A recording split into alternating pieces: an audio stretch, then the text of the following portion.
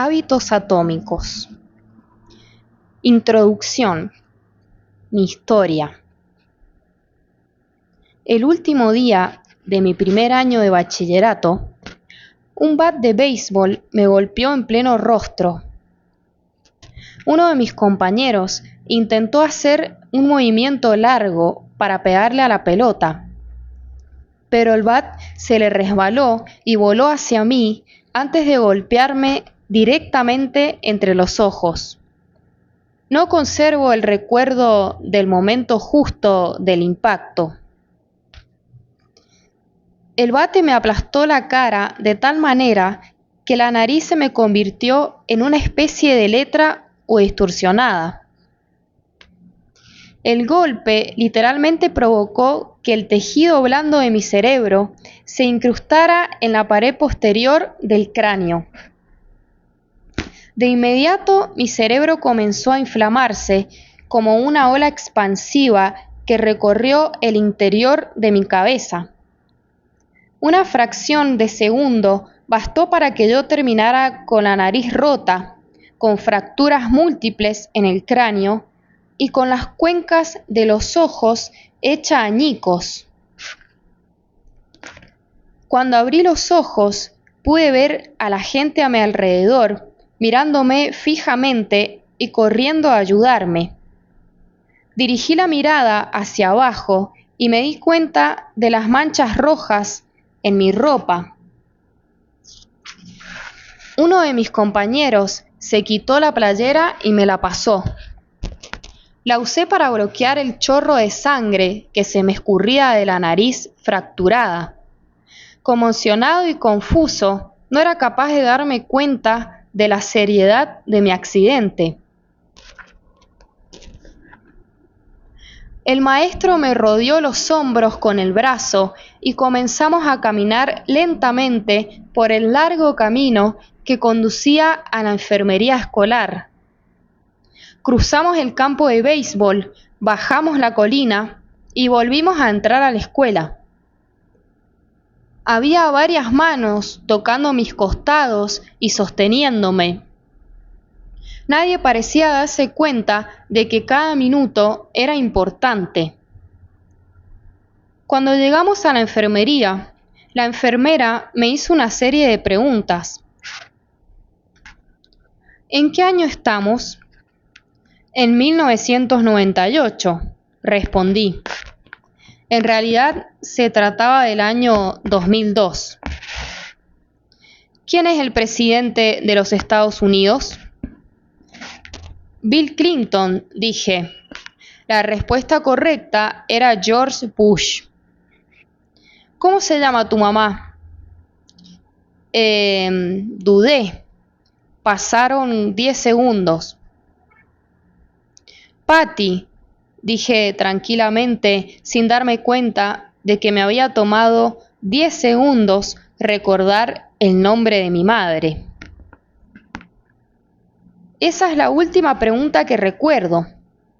Mi cuerpo era incapaz de soportar la rápida inflamación de mi cerebro y perdí la conciencia antes de que la ambulancia llegara.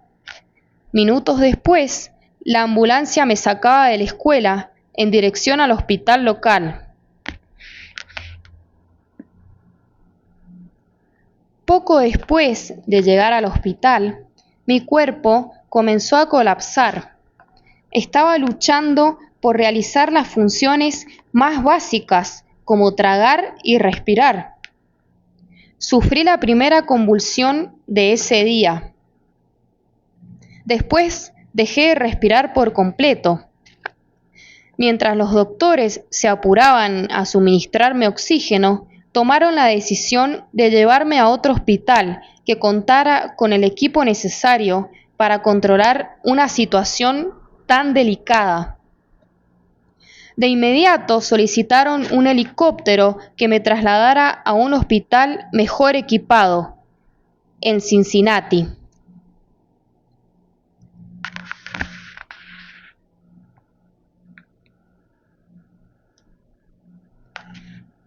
Una camilla me llevó rodando desde la sala de emergencias hasta el helicóptero que estaba cruzando la calle.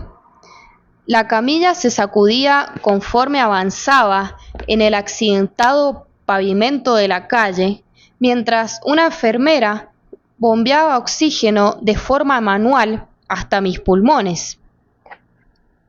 Mi madre, que había llegado al hospital un poco antes, se subió al helicóptero conmigo y durante todo el trayecto me sostuvo la mano, aunque yo seguía inconsciente y era incapaz de respirar por mí mismo.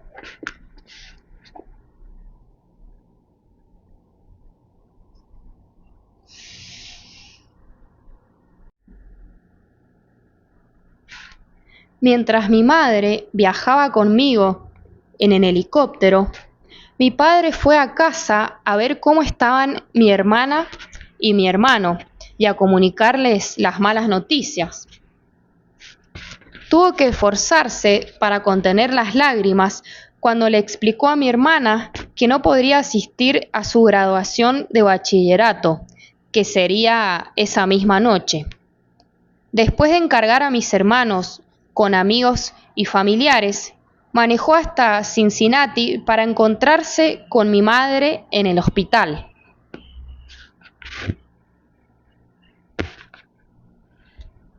Cuando mi mamá y yo aterrizamos en el techo del hospital, un equipo de casi 20 doctores y enfermeros ya nos esperaba en el helipuerto para llevarme a la unidad de traumatología. Para entonces, la inflamación de mi cerebro era tan severa que estaba sufriendo repetidas convulsiones postraumáticas. Cuanto antes debían operarme los huesos rotos de la cabeza, pero no estaba en condiciones de soportar una cirugía. Después de otra convulsión más, la tercera del día, me indujeron un estado de coma y me colocaron un respirador artificial.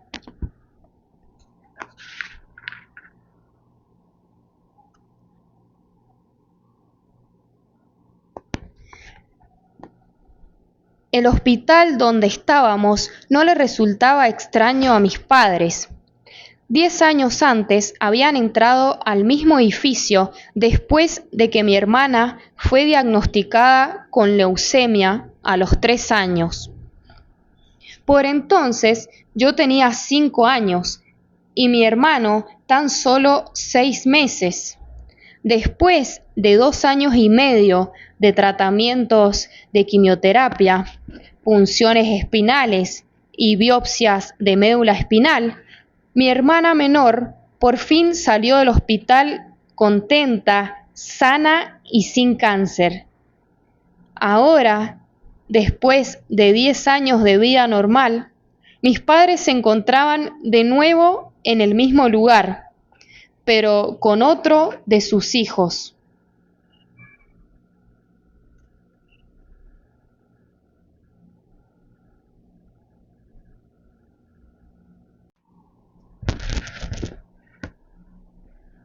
Cuando entré en coma, el hospital envió a un sacerdote y a una trabajadora social para confortar a mis padres.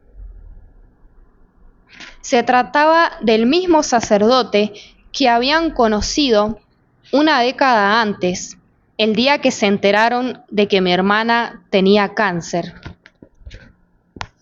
Conforme se fue haciendo de noche, una serie de aparatos se encargaron de mantenerme con vida.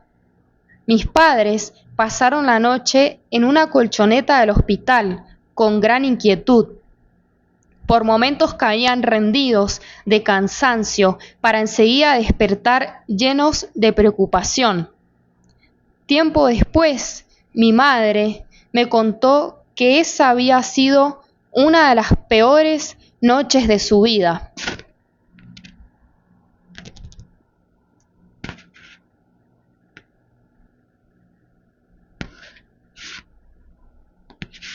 Mi recuperación.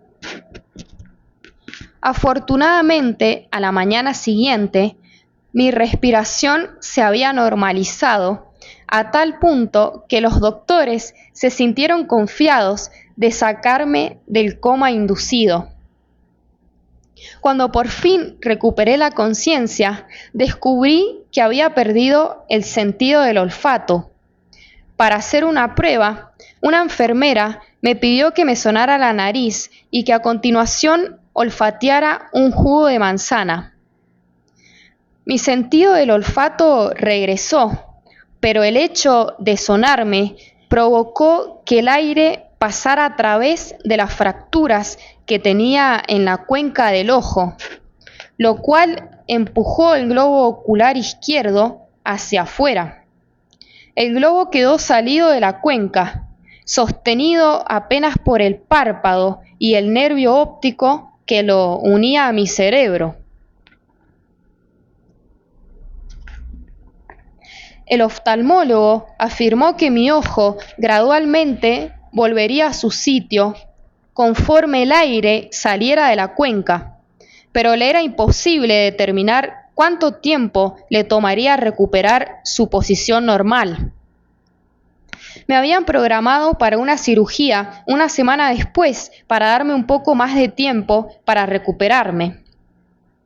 Todavía tenía el aspecto de alguien que hubiera estado en el lado equivocado de un cuadrilátero de boxeo, pero de cualquier manera me dieron autorización para salir del hospital. Regresé a casa con la nariz rota, media docena de fracturas faciales y el ojo izquierdo desprendido de su órbita.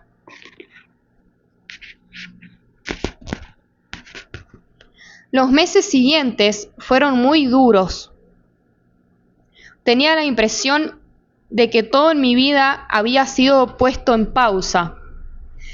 Tuve visión doble por semanas y literalmente no podía ver en una sola dirección. A mi ojo le tomó más de un mes regresar a su posición original. Entre las convulsiones y los problemas con la vista, pasaron 8 meses antes de que pudiera volver a manejar un auto.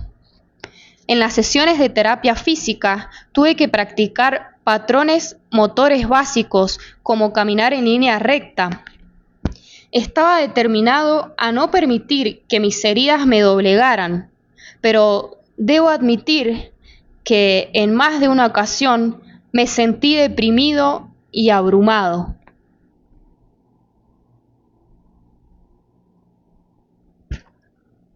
Cuando regresé al campo de béisbol, justo un año después, fue muy doloroso darme cuenta de lo mucho que me faltaba por conseguir. El béisbol siempre había formado parte de mi vida. Mi padre había jugado para las ligas menores de los Cardenales de San Luis, y yo soñaba con jugar también en las ligas profesionales. Después de haber pasado meses en rehabilitación, lo que más deseaba era volver a jugar béisbol.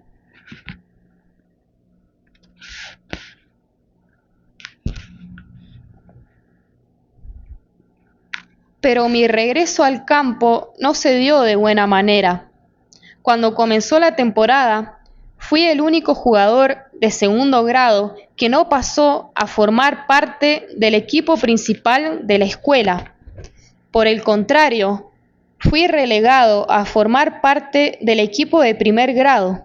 Yo había jugado béisbol desde que tenía 4 años, y para alguien que había dedicado tanto tiempo y esfuerzo a un deporte, haber sido rechazado del equipo principal había sido muy humillante.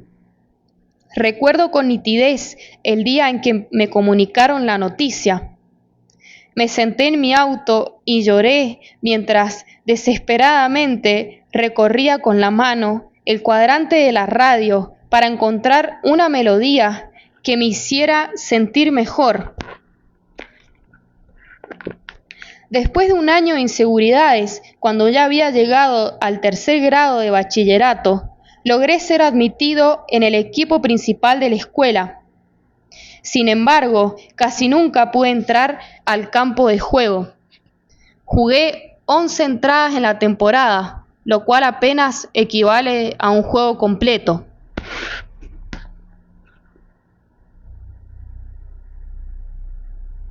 A pesar de mi deslúcida participación en la temporada escolar, seguí creyendo que podía lograr convertirme en un gran jugador, y tuve la certeza de que si las cosas iban a mejorar, yo sería el único responsable de lograrlo.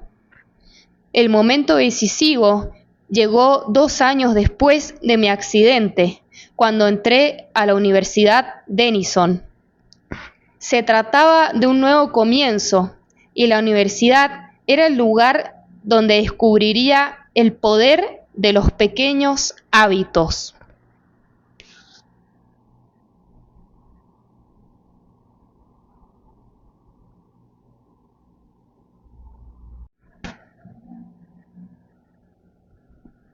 ¿Cómo aprendí en qué consisten los hábitos?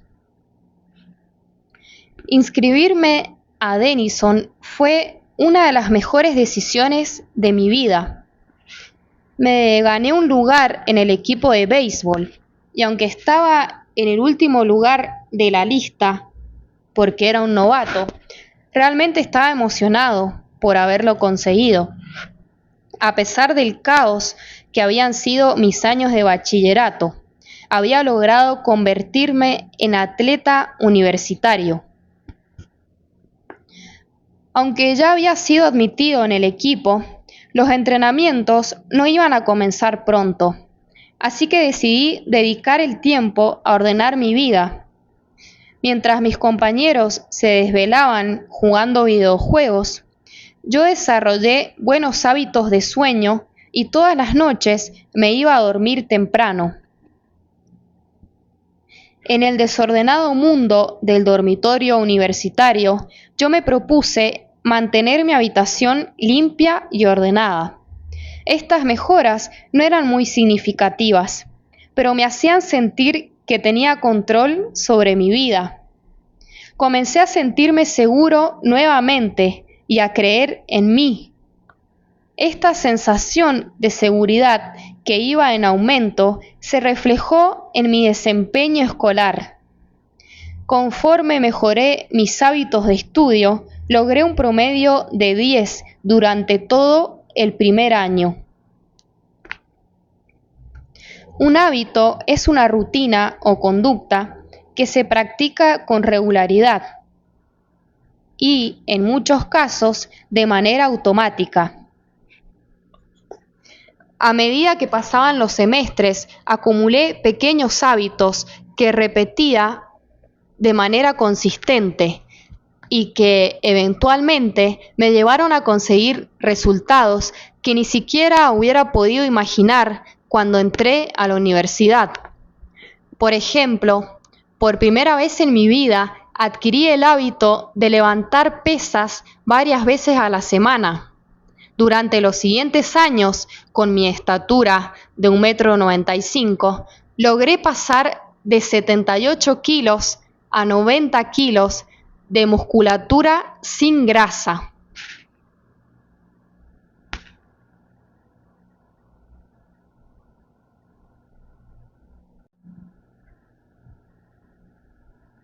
Cuando comencé el segundo año en Denison y se inauguró la temporada de béisbol, fui el principal pitcher del equipo de lanzadores. Durante mi tercer año, el equipo votó por mí para que fuera su capitán, y al final de la temporada fui seleccionado para ser parte del equipo de toda la conferencia universitaria. Sin embargo, no fue sino hasta mi último año cuando mis hábitos de sueño, de estudio y de levantamiento de pesas realmente rindieron fruto.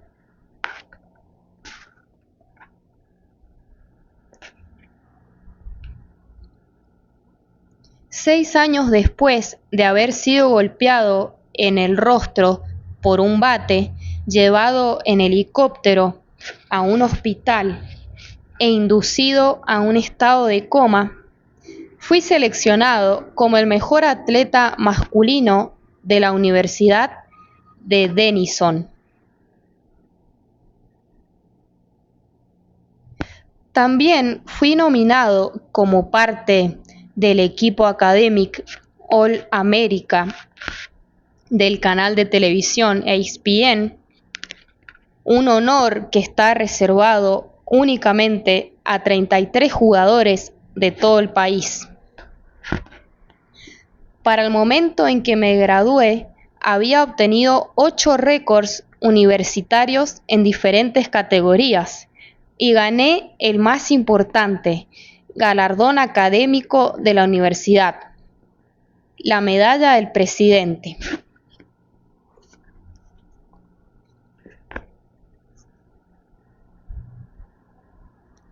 Espero que me disculpen si toda esta historia suena un poco arrogante.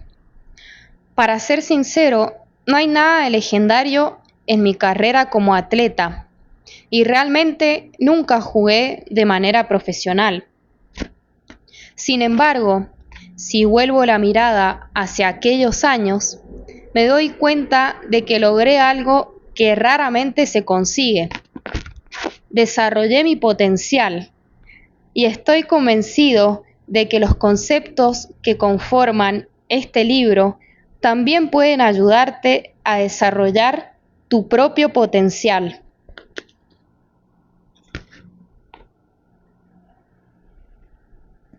Todos enfrentamos retos a lo largo de nuestra vida. Este accidente fue uno de mis retos y la experiencia me enseñó una lección fundamental. Los hábitos que en un principio pueden parecer pequeños y poco significativos, se transformarán en resultados extraordinarios si tienes la voluntad de mantenerlos durante varios años. Todos tenemos que lidiar con contratiempos y retrocesos, pero a la larga, la calidad de nuestra vida depende de la calidad de nuestros hábitos. Si mantienes los mismos hábitos que tienes ahora, tendrás resultados equivalentes. Si mejoras tus hábitos, cualquier cosa es posible.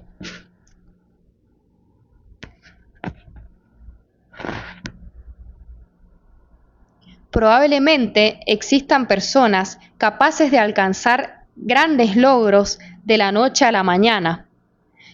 Yo no conozco ninguna, y yo ciertamente no soy una de ellas. No existió un único momento clave en mi camino, desde el coma inducido hasta el equipo del canal ESPN. Hubo muchos momentos clave, una suma de ellos. Se trató de una evolución gradual, una larga serie de pequeños triunfos y modestos avances. La única manera de progresar, la única opción que tuve, consistió en comenzar por dar pasos pequeños. Esta es la misma estrategia que utilicé cuando comencé mi propio negocio y cuando inicié la escritura de este libro.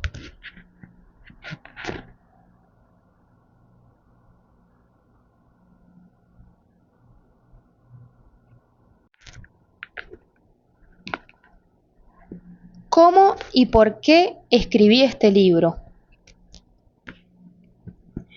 En noviembre de 2012, comencé a publicar artículos en jamesclear.com. Por años había conservado mis notas acerca de mis experimentos personales con los hábitos y sentía que estaba listo para compartir algunos en público. Empecé por publicar un artículo nuevo cada lunes y jueves. En pocos meses, este simple hábito de escritura me llevó a reunir mi primer millar de suscriptores por correo electrónico. Para 2013, ese número había crecido a 30.000 personas. En 2014, mi lista de correo electrónico creció exponencialmente hasta alcanzar los 100.000 suscriptores, lo cual hizo que mi sitio web se volviera uno de los boletines informativos de más rápido crecimiento en Internet. Me sentí como un impostor cuando comencé a escribir 2 años antes, pero al parecer ahora me había convertido en un especialista en hábitos, una etiqueta que me emocionaba y al mismo tiempo me hacía sentir incómodo. Nunca me consideré especialista en el tema, por el contrario, me parecía que era alguien que estaba apenas experimentando y aprendiendo junto con mis lectores.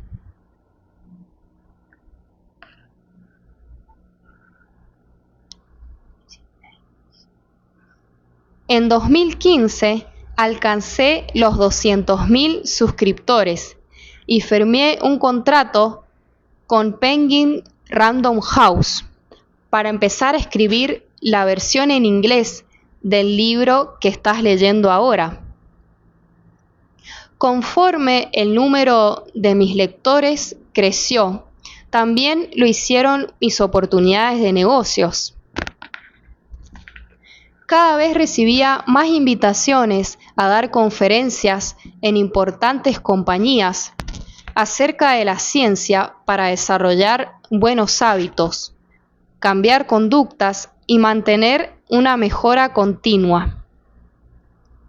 De pronto me encontré dando discursos de apertura en importantes conferencias tanto en los Estados Unidos de América como en Europa.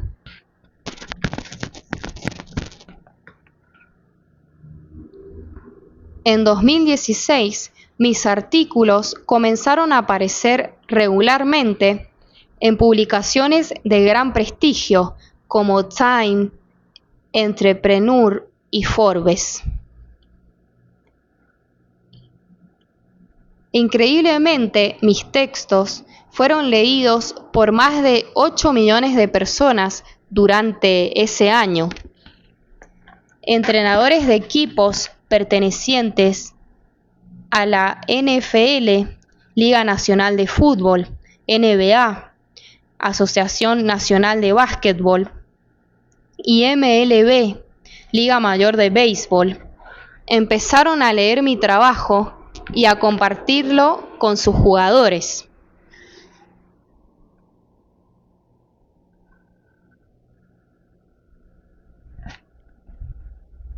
A principios de 2017, lancé la Habits Academy, la principal plataforma de entrenamiento para organizaciones e individuos interesados en desarrollar mejores hábitos para su vida y el trabajo.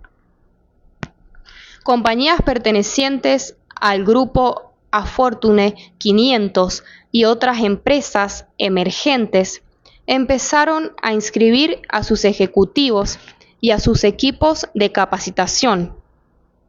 En total, más de 10.000 líderes, gerentes, entrenadores y maestros se han graduado en la Habits Academy.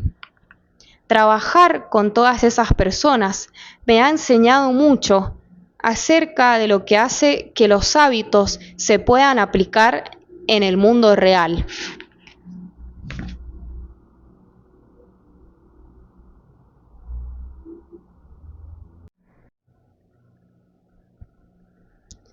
Mientras daba los últimos toques a este libro durante 2018, JamesClear.com estaba recibiendo millones de visitantes al mes y casi 500.000 personas se estaban suscribiendo al correo electrónico de mi boletín informativo cada semana.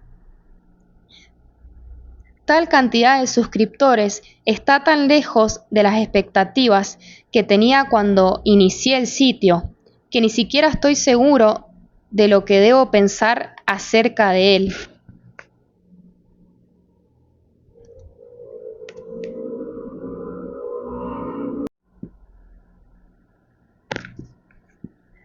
¿Cómo te puede beneficiar este libro? El empresario e inversionista Naval Ravikant dijo una vez: para escribir un gran libro, primero tienes que convertirte en ese libro. Yo tuve que vivir las ideas que se mencionan en esta obra para aprenderlas. Tuve que confiar en pequeños hábitos para lograr mi recuperación después de mi accidente, para volverme más fuerte en el gimnasio, para lograr un desempeño de alto nivel en el campo de juego, para convertirme en escritor, para construir un negocio exitoso y sobre todo para convertirme en un adulto responsable.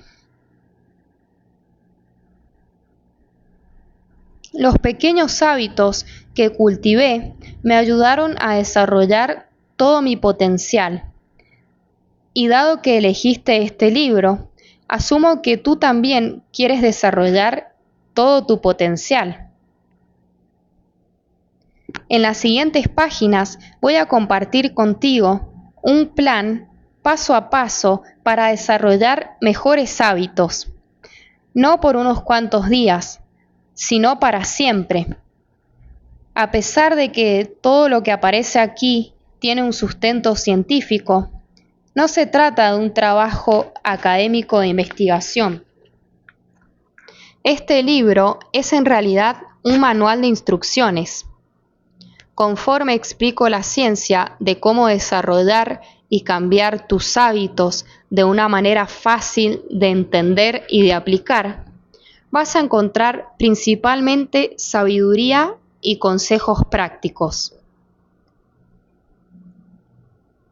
Las disciplinas a las cuales recurro, biología, neurociencia, filosofía, psicología y otras, han existido durante siglos. Lo que yo ofrezco es una síntesis de las mejores ideas que personajes brillantes descubrieron hace tiempo, junto con los más recientes y convincentes descubrimientos de la ciencia moderna. Mi contribución consiste, espero, en encontrar las ideas que son más significativas y en interrelacionarlas de tal manera que sean altamente funcionales. Todos los aciertos de esta obra deben atribuirse al genio de los muchos expertos que me precedieron. Los errores son mi responsabilidad.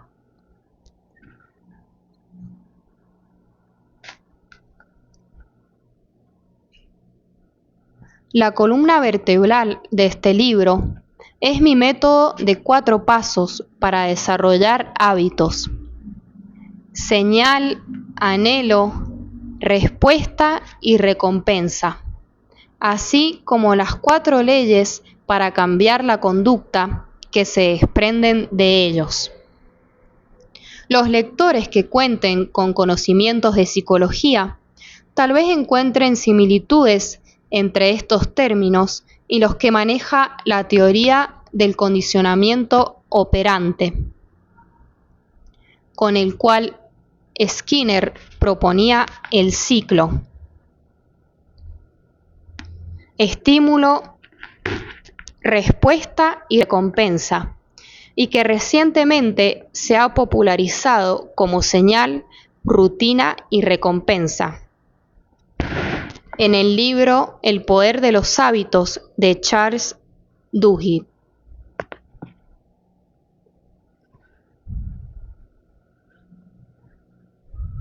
Los científicos conductistas como Skinner se dieron cuenta de que sí, ofrece la recompensa o el castigo adecuado a una persona, se puede lograr que dicha persona actúe de una manera determinada.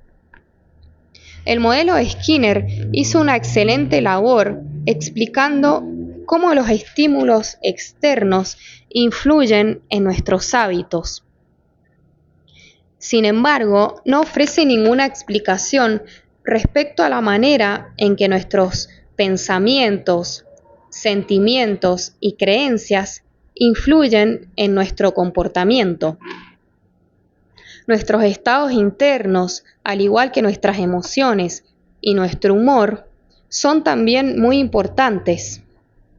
En las últimas décadas, los científicos han comenzado a determinar la conexión entre nuestros pensamientos, sentimientos y comportamiento.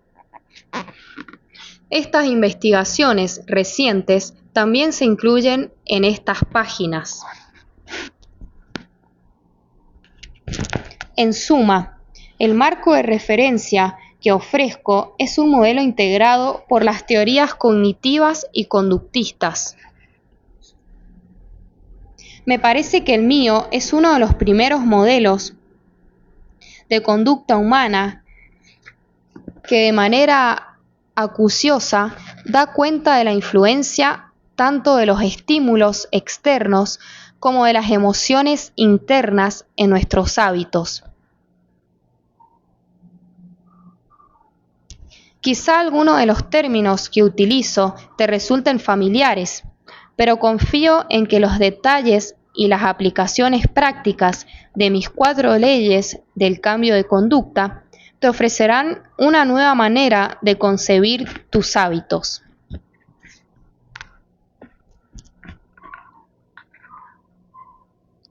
La conducta humana siempre está modificándose, de una situación a otra, de un momento a otro, de un segundo a otro.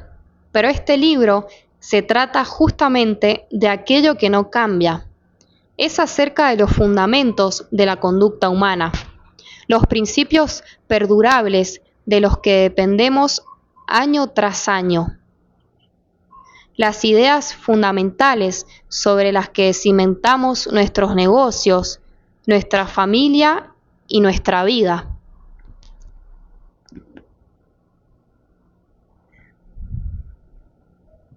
No existe una manera correcta de crear mejores hábitos, pero este libro describe la mejor manera que yo conozco.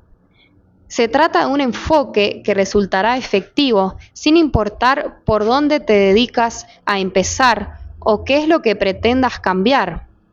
Las estrategias que incluí en este libro serán relevantes para cualquiera que esté buscando un sistema por pasos para mejorar sus metas relacionadas con la salud, el dinero, la productividad, las relaciones sociales o todas a la vez.